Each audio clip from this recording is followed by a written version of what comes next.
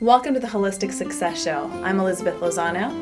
And my name is Dr. Robert Puff. And on this episode, we're going to be interviewing a quite amazing woman who is the top real estate agent in Beverly Hills. But she's also not only successful with that, but she also has a successful marriage of 39 years and also 3 wonderfully successful and amazing kids. And we're also going to have a couple episodes describing in detail what do you do to express your anger and not get out of control, because a lot of people fear that. Another part will be actually how can you scream and get well. It's amazing. And we're also going to be answering questions from our viewers. Our first question is going to be, how do you balance it all? How do you balance work, family, friends, and even taking care of yourself? And for a lot of the listeners, the last question is going to be on, what if I wake up in the middle of the night and I can't sleep? What do I do? Thank you, and we hope you enjoy our show. Thanks.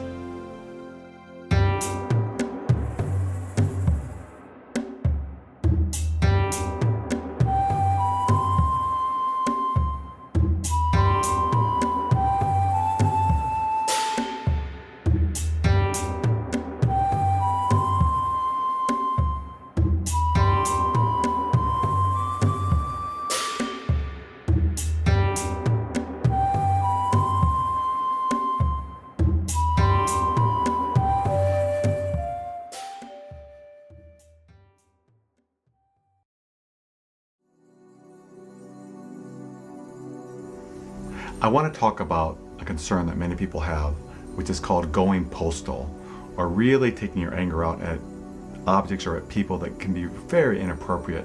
We see it on the news, we've seen the Columbine experience. And so what happens there is people get afraid of anger. They're fearful of what would happen if I express my anger. Will I go postal? But the interesting thing that we've learned, and we've interviewed many people after events like this happen where they go postal, where they're really hurting someone else intensely, they may be killing people, is that we almost always find, not always, but almost always find that they're very reserved, very quiet people. And they're a lot like Mount St. Helen. They explode, boom. And with that explosion, they hurt a lot of people. So what I try to teach people is, take your anger out on a regular basis on objects, not on people, not on yourself, but on objects like a punching bag or taking a bat to a couch. And what you'll find is you'll get better and you won't hurt anyone. And I want to use an example first to describe what I mean by that. And I want to use an example of what I mean by that. Years ago, when I was beginning my training, I worked at the VA hospital in Sepulveda. And there was a man there. He was a Vietnam vet. And he had all this anger inside of him, but he never expressed it because he was convinced if he expressed his anger, he would just go postal. So I ended up convincing him to we got a room, and I got a bed mattress. I got him one of those soft bat things, and I held the mattress, and he just started wailing away on it. And he was convinced he'd tear down the whole hospital if he let go of any of his anger. And sure enough, I'm holding it. And I was a little nervous because he was very convinced the whole hospital was going to be destroyed, and I was holding the mattress that he was going to be hitting on. So I thought, I hope this goes well, but I knew it would. So I'm holding it, and he starts wailing away on it, and about 30 seconds later, he's exhausted, and nothing bad happened. So the opposite is true. Growing postal happens when you don't express your anger.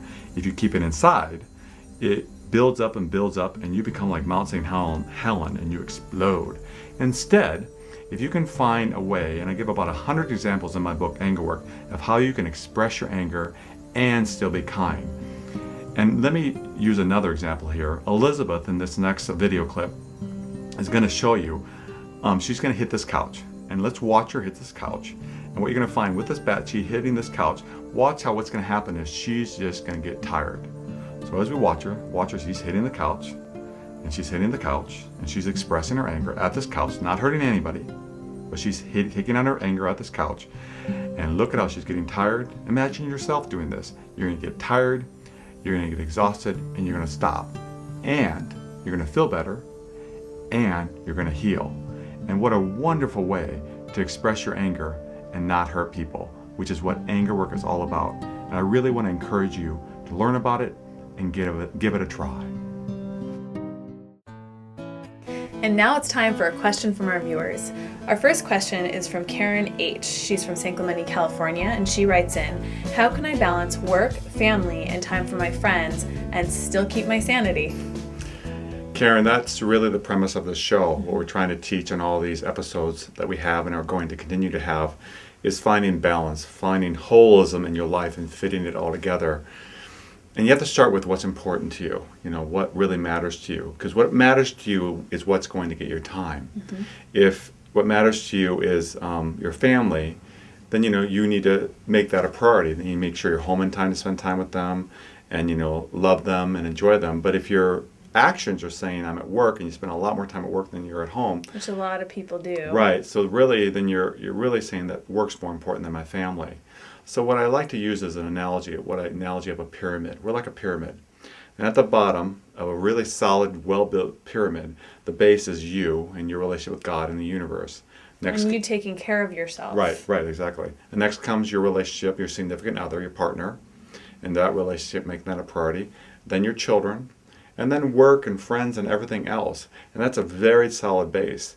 But for most people, instead of being like this, they invert it. It tips like this, and it's very rocky, so it crashes quite often. So work may be first, or their friends, or their spouse, and everything just falls over very easily.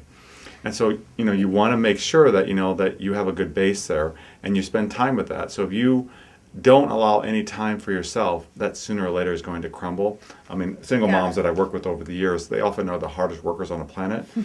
And I really encourage them, take time for yourself, because if you don't, it's going to have consequences to it. And a lot of times they're feeling guilty. Well, I have to work and I want to see my child.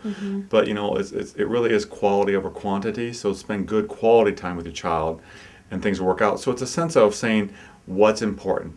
You have to pause and say what's really important. And, and your actions are going to manifest in what's important to you. So if you have a big house, but you're never home, then you're saying what's important to you is having a big home. But if you have a smaller place, perhaps you downsize, so kids share the room so we can be together more, take more vacations. Really, your message is family matters more. So you have to ask yourself, and I think all of us do have to ask ourselves, what's important? And then we advocate taking care of yourself, family, your faith, exercise, eating right, just all of it fitting together. Then you have a beautiful life and a beautiful existence, and you're successful. But if any one thing takes priority, things start falling apart. And I think it's important to point out too, because I think, you might think, well, my kids are a priority to me and I really want to put them first. And, it might sound kind of odd to say put yourself first. And we're not saying totally ignore your kids, don't take care of them. Absolutely not. What we're saying is, have you ever been on an airplane and when they're, talking about all the things to do in emergency, there's the airbag that falls down. What are you supposed to do first? Do you put it on yourself first or do you put it on your child? They ask you to put it on yourself first, because if you're unconscious, you're not getting oxygen, how are you at all supposed to be able to take care of that little one?